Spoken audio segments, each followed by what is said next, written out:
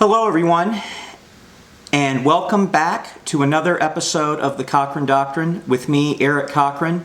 It has been a year and a half, I know it's been a while, but I am back and ready to vlog some more. So, last year, it was a busy year, spending the first half getting my real estate license, as well as then having to go through a good couple more months of training after that, getting immersed in the business. I am still working on getting my first sale, but I am here to vlog some more after a year and a half. As you can see, I've definitely grown my hair out a little bit. So, it is now April 2023. The holiest time of the year is here, both for us Christians as well as Jews, with Easter shortly around the corner, as well as the week of Passover has begun. I have a topic that I have been planning on discussing for quite some time.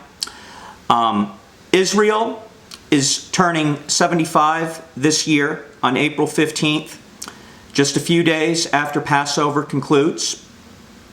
So, having worked in the rideshare industry here in Tampa since I first moved here, I've given a good few rides to some of our local Israeli community, which has had a deep impact on me.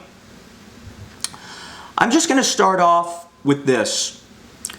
Name the one country in the Middle East where fundamental human rights are most protected. Or in other words, it is a democratic nation which holds open elections just like the U.S. It is a land that is governed by the people, for the people, where freedom of religion and the press is guaranteed. It is also a country where women are seen as equals in society and hold positions in everything from the government to the workforce and the military. And last but certainly not least, where gay rights are protected and such marriages are officially recognized, as opposed to other neighboring countries in this part of the world where gay marriage is not recognized. And in fact, some of these countries engaging in any type of homosexual behavior can be punishable by death. The one and only Middle Eastern country which you can say all the above about is Israel. So, if you are proud to be an American, especially if you are a feminist, or if you are a proud member of the LGBT community, I would like to know how you couldn't, why you wouldn't support Israel. Israel is a nation of 15 million people. It is the one and only Jewish state in the world, and in area it is smaller than the country of El Salvador. In fact, it is slightly smaller than the state of New Jersey, making 47 out of the 50 U.S. states larger than it. And there is no country in the entire world that is so small and in the last 75 years has fought off as many invasions as Israel has from neighboring countries. Unlike many of the surrounding Arab states, which control some of the largest oil fields in the world, particularly in and around the Persian Gulf, Israel has none of that.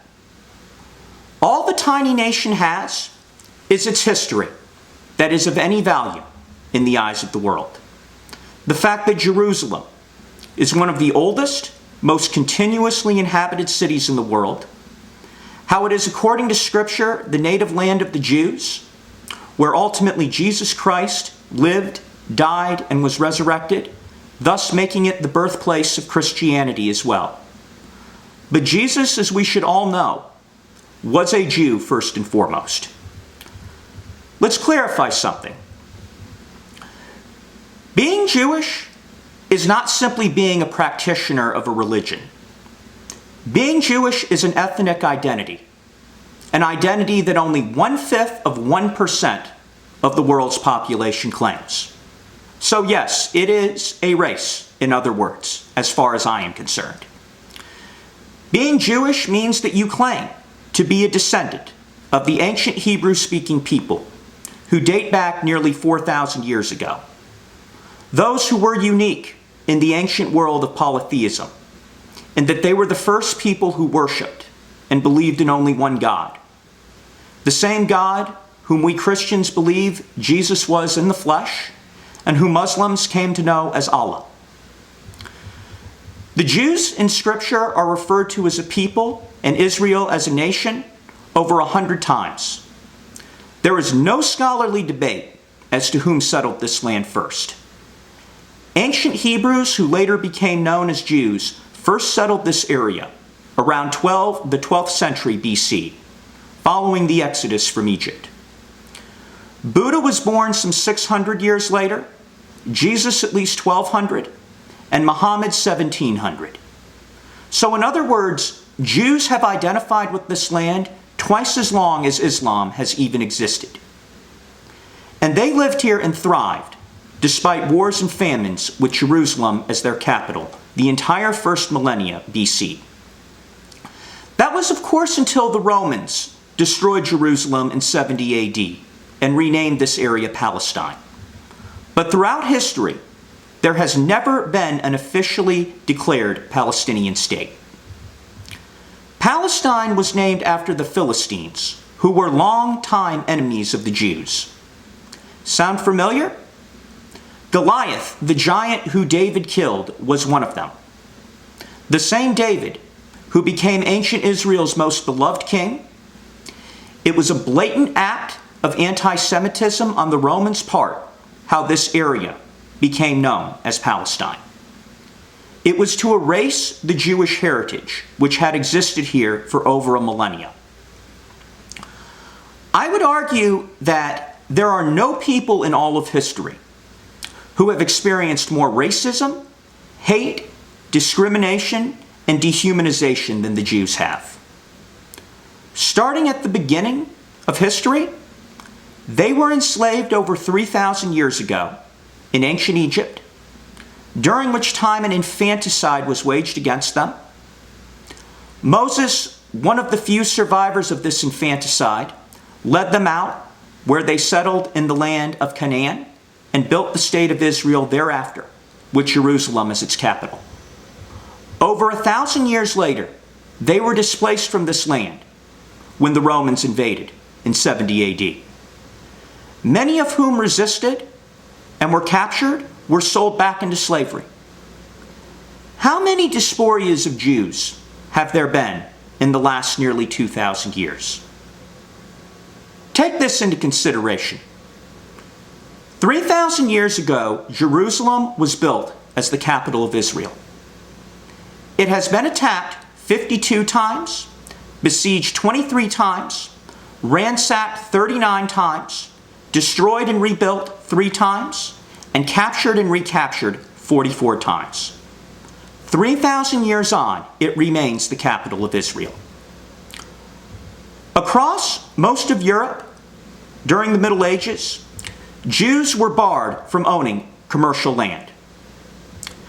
Their communities were repeatedly attacked, and they were blamed for just about every problem that happened across Europe, most notably the plague.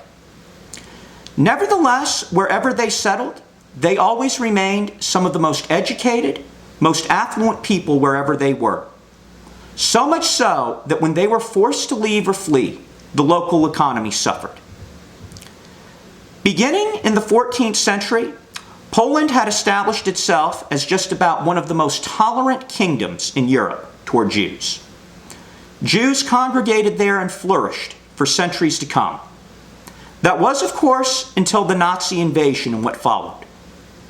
Perhaps if you've seen Schindler's List, which was set in Krakow during World War II, one of the most infamous scenes is, of course, when the Nazis go in and liquidate the ghetto. Amon Goeth, of course, gives his noteworthy speech beforehand that went a little something like this: "For 6 centuries there has been a Jewish Krakow. The Jews came here in the 14th century with nothing and thrived. By tonight, those 6 centuries will be a rumor. They never happened. Today is history." Of the 6 million Jews who died in the Holocaust, 3.5 million of them were from Poland. there were an estimated 200,000 survivors.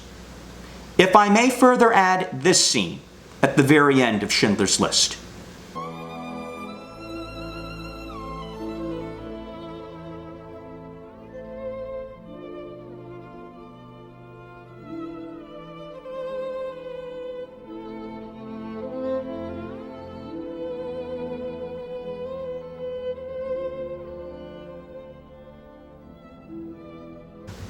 That was, of course, in 1993 when the film was released. In the past 30 years, the numbers have risen to in the 10 to 20,000 range, but still down from well over 3.5 million a century ago. Also during the Middle Ages, the Iberian Peninsula was where many of Europe's Jews lived. The Spanish Inquisition certainly led to one of the largest diasporas that they experienced. After the Inquisition, Jews fled across Gibraltar, settling in Morocco, Algeria, and Tunisia, where they lived for another 4.5 centuries. There is a term for these Jews who can trace their heritage to the Iberian Peninsula during the Middle Ages who were expelled shortly after the Spanish Inquisition. They are called Sephardic Jews. Those of you who don't know, Ben Shapiro's wife, Mor, is a Sephardic Jew. She's Israeli-born, but her parents immigrated from Morocco. Of course, we should all know what happened within the last century, where 1 out of every 3 Jews in the world, 6 million, were exterminated in the worst crime in human history. After all of that, the debate goes on as to whether or not modern-day Israel has had the right to exist for the last 75 years. And there have been numerous efforts by those in the Arab world to destroy the country, in a fight that still wages to this very day. These last few years, following the death of George Floyd in summer 2020, our country's attitude about race and past injustices was once again reignited with the presidential election looming. I will never forget, within a month of moving here to Tampa, a ride that I gave to a local Israeli-born woman just a little bit older than me, of how deplorable she found racial division incited by the media in this country. Whenever I have met other people from Israel since then, the discussion is always the same, and they tend to agree. The Israelis are a true united people. And no matter what, Jews will never see themselves as victims. That is not how they go through life and how they raise their children.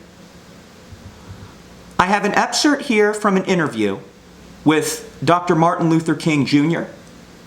on May 8, 1967, at Ebenezer Baptist Church in Atlanta, less than a year before his death.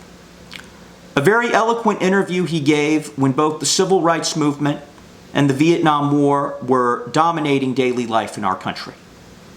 The thing is that America freed the slaves in 1863 through the Emancipation Proclamation of Abraham Lincoln, but gave the slaves no land or nothing in reality, and as a matter of fact, to get started on. At the same time, America was giving away millions of acres of land in the West and the Midwest, which meant that there was a willingness to give the white peasants from Europe an economic base.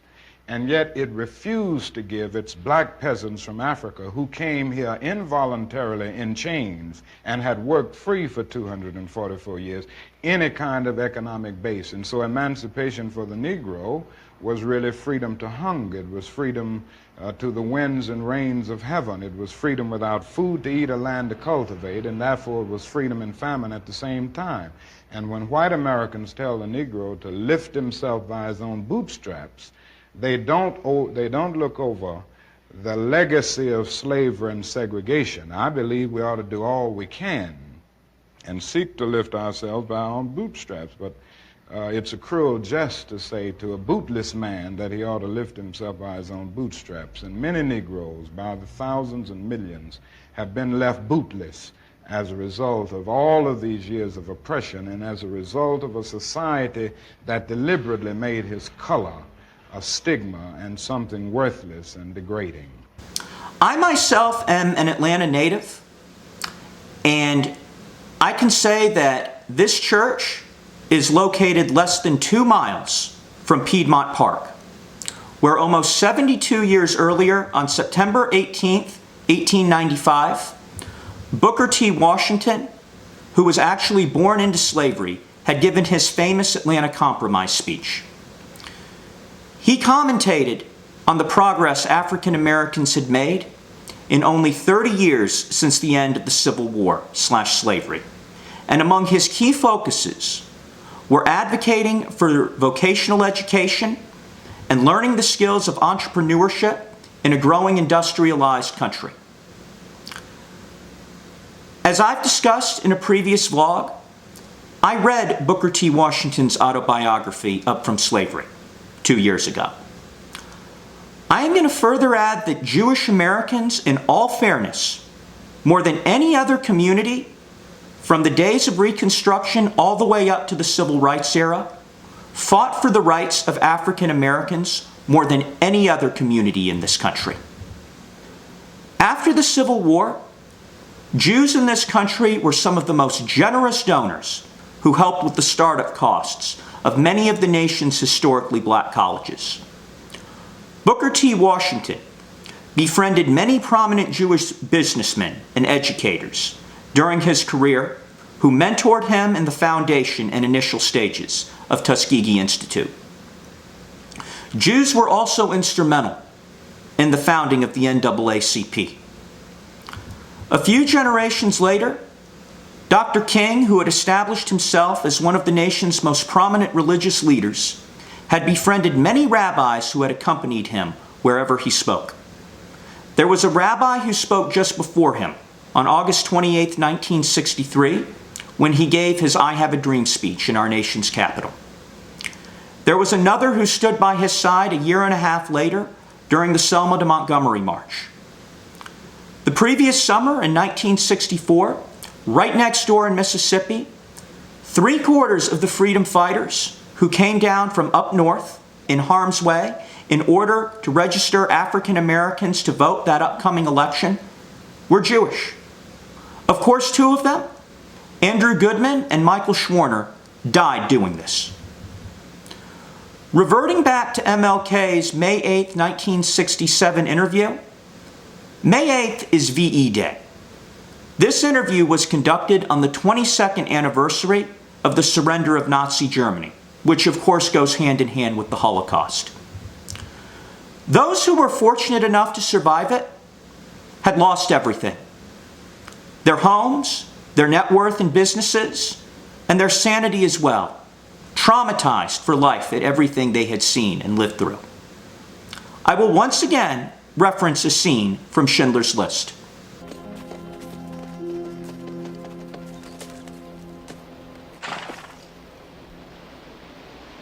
You have been liberated by the Soviet army.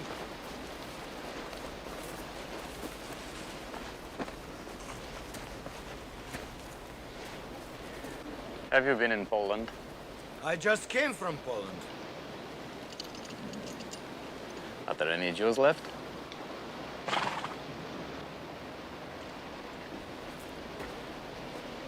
Where should we go? Don't go east, that's for sure. They hate you there. I wouldn't go west either, if I were you. We could use some food. Isn't that a town over there?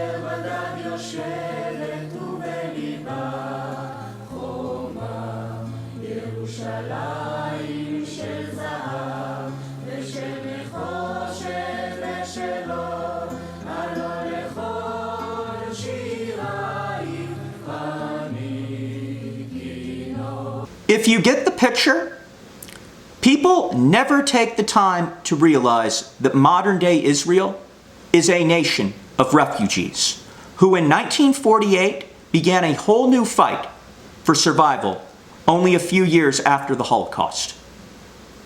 The Arab states invaded the first day the British withdrew in 1948. There was the Suez Crisis a decade later. And at the very moment that Dr. King is conducting this interview that I have cited above, Egyptian President Gamal Abdel Nasser is threatening to destroy Israel. 1 month later, the Six-Day War would take place. I will get into the actual series of conflicts in my next vlog. As I've mentioned above, wherever Jews have settled, they have always been successful. And that is especially true here in the US. For those who constantly exploit how white supremacy impairs certain minorities from succeeding in this country, clearly it doesn't impair the Jews. Why is it that Jewish Americans far outnumber almost everyone adjusted for the population in the fields of medicine, membership within the American Bar Association, and those who own and operate their own businesses? From their small little delis and bagel shops, to all of the banks and accounting firms that they operate, and all the way up to the billionaire entrepreneurs like Mark Cuban, Larry Ellison, and Mark Zuckerberg, just to name a few. As Ben Shapiro says, because it has nothing to do with race and everything to do with culture. And when you have a culture that doesn't,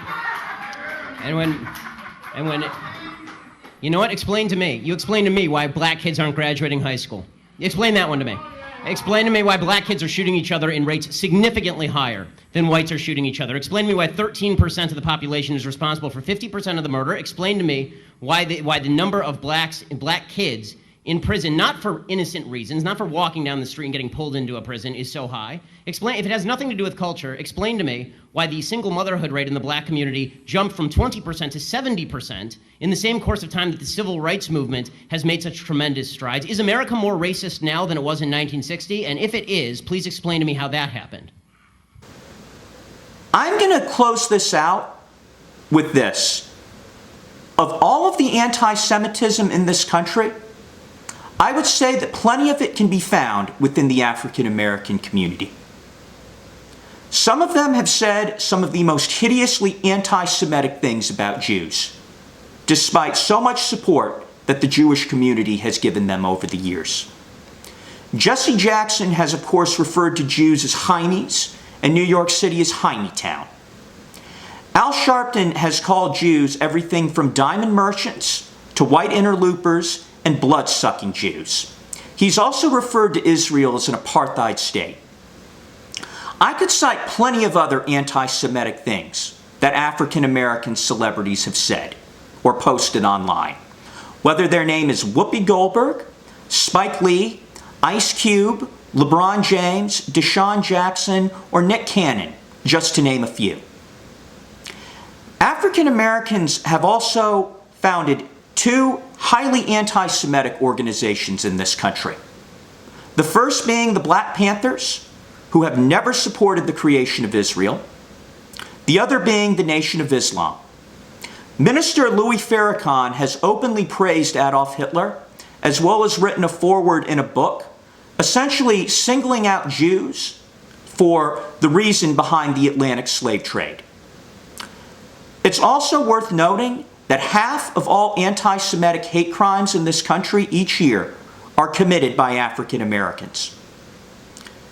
It is interesting how people who live in glass houses love to throw stones, how people, despite making so much money in a country which they claim is racist, have expressed that they are no better than the very same bigots who they claim to despise. To be continued. As Larry Elder likes to say,